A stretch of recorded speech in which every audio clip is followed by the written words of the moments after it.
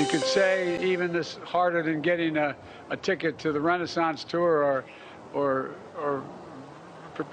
Britney's tour. She's down in, it's kind of warm in Brazil right now.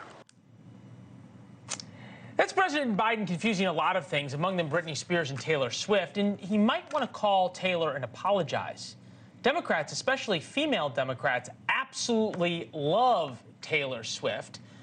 Chris is here. If we found one person in America, Taylor Swift, who is not controversial, we can safely discuss Taylor Swift at Thanksgiving.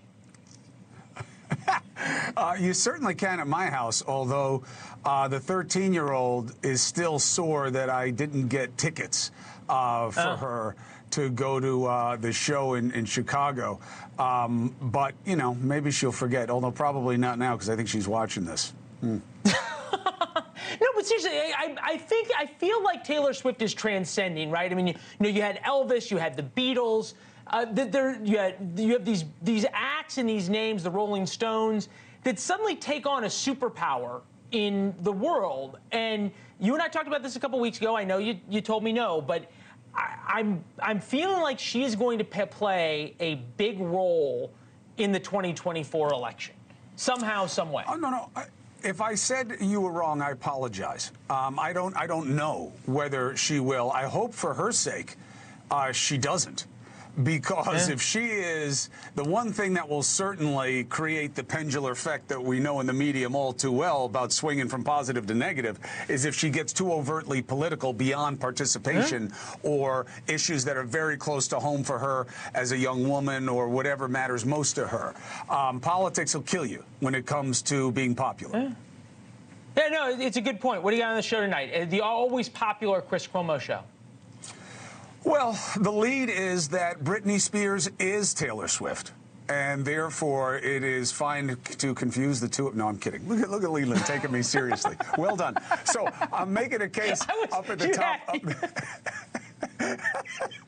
I'm making a case up at the top of the show about gas prices and how Biden's biggest opponents are probably the pump and the grocery store.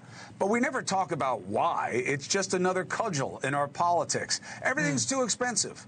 Why? You don't fix it if you don't get to why, but nobody wants to discuss why. They just want to use the problem for advantage. So we're doing that. Then we're bringing in, we're going to Israel because, look, OPEC is going to determine the gas prices for the rest of this year and into next year in their next vote. Their biggest concern is the conflict in the Middle East.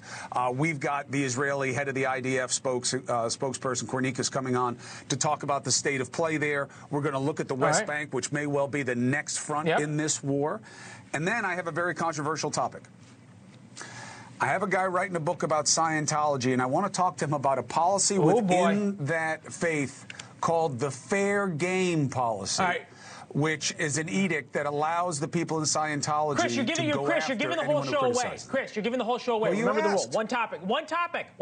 Nice. You're giving the whole show away. It's supposed to be a tease to get people to watch. There you go. And Chris Cuomo's mug will be there. 3 Chris Cuomos. Him and 2 faces on his mug. Thanks for watching. Go to joinnn.com to find NewsNation on your television provider. And don't forget to click the red subscribe button below to get more of NewsNation's fact-driven, unbiased coverage.